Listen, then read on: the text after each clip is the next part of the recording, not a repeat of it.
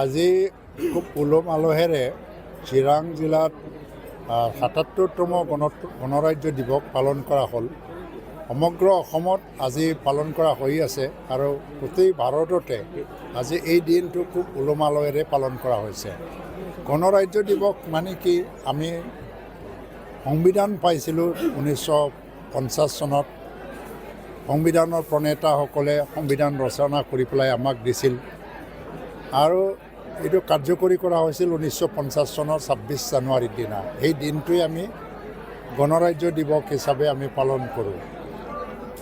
গণৰাজ্য দিৱস আৰু সংবিধান পোৱা মানে কি, আমি এটা ন্যায় ব্যৱস্থা পাইছোঁ আৰু স্বাধীনতা পাইছোঁ। স্বাধীন ভাৰতৰ এটা সংবিধান আমি পাইছোঁ আৰু আমাৰ সংবিধানে আমাক কৈছে আমি সকলোৱে এক সমান, সমতা থাকিবই লাগিব সমাজত।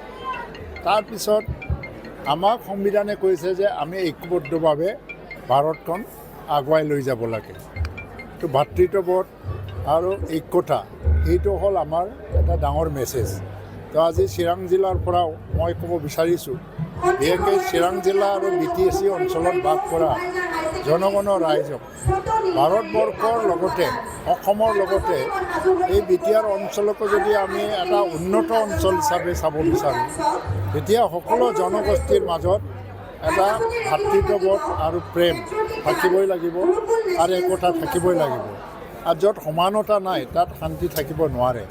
গণৰাজ্য দিৱসৰ এই দিনৰ পৰা মই আকৌ আহ্বান জনাইছোঁ, বিগত সময়ছোৱাত যি হৈ গ'ল BTC অঞ্চলত, আজি সকলো জনগোষ্ঠীয়ে এই অঞ্চলটো নিৰ্মাণ কৰাৰ কাৰণে আগভাগ লওক আৰু শান্তি সদায় যাতে স্থায়ী হৈ যায় তাৰ কাৰণে আমি কাম কৰক। তো এইখিনিকে মই আহ্বান জনাইছোঁ।